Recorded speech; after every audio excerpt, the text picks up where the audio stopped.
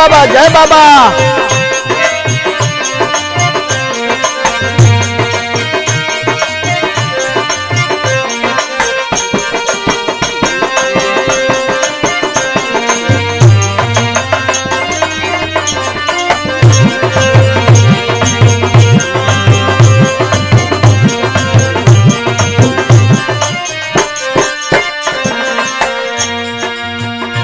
एगो मेहरारू बा, ओकर बड़ा दिन से ललसा लागल रहे कि हमरा भी कांवर लेके जाए के चाहिए।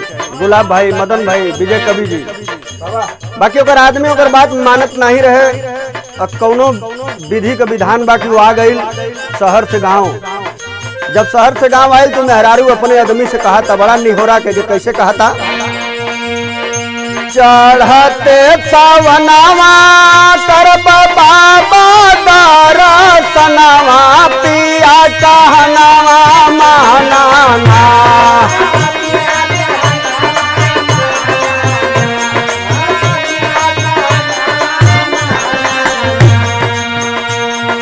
चाला देवा घर आंगनवा पिया कहनवा महनाना। चाला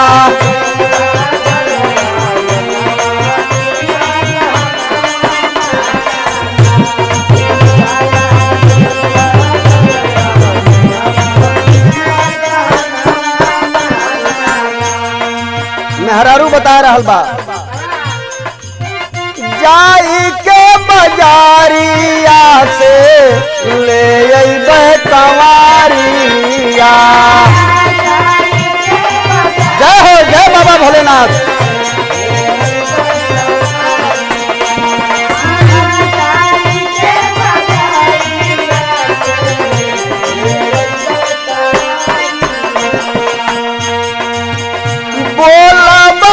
छापल गेरुआ रंगवाल साड़िया।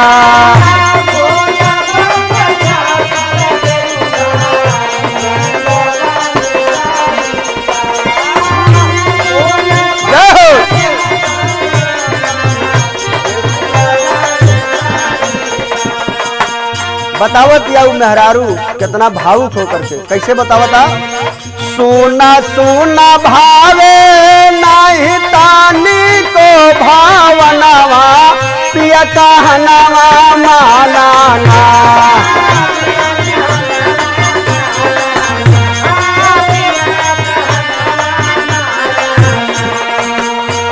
तब पूरा हुई है यारा मनवा पिया कहनवा मानाना।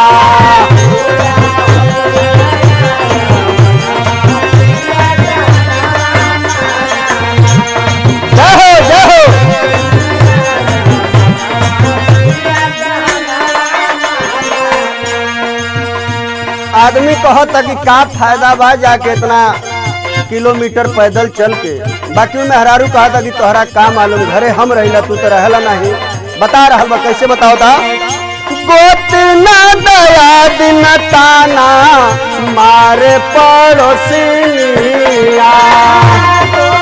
जय हो जय हो।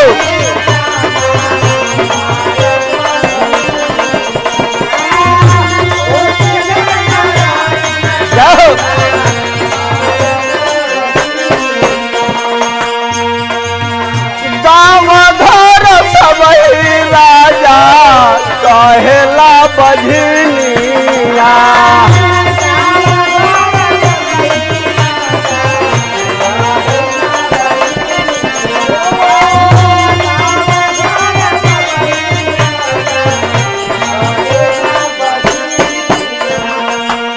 पूरा काई दी है बाबा हमारो मांगनवा पिया कहनवा महनाना।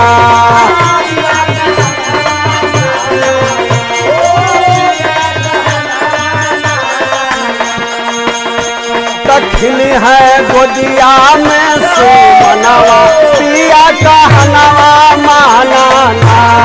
खिली है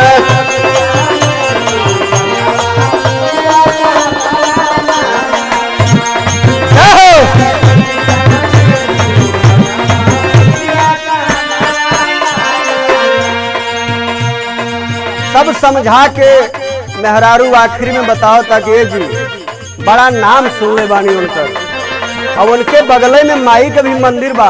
अब माई के बात जरूर सुनी है। का कहता मेहरारू? सुनली है भोले बाबा हम बड़ा दानी,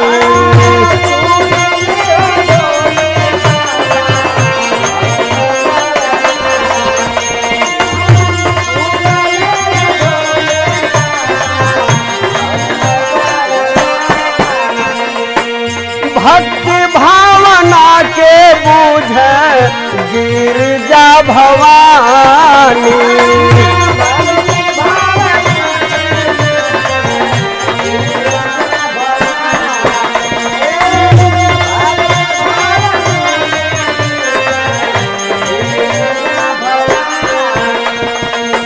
आदमी कहा था कि चल भाई तोर बात मान लेता नहीं तो केकरा के जाएगा। चलो गुलाब भाई के लिए आला, विजय कवि जी के, राजेश भाई के, हमारा बेटवा अभिषेक के लिए आला।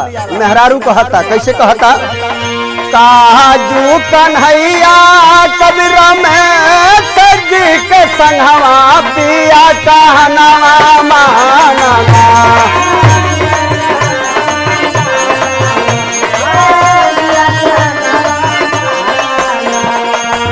काजू कन्हैया कबीर में सजी के संघवा पिया कहनवा मानाना, जलवा धर दे शिव चरणवा पिया कहनवा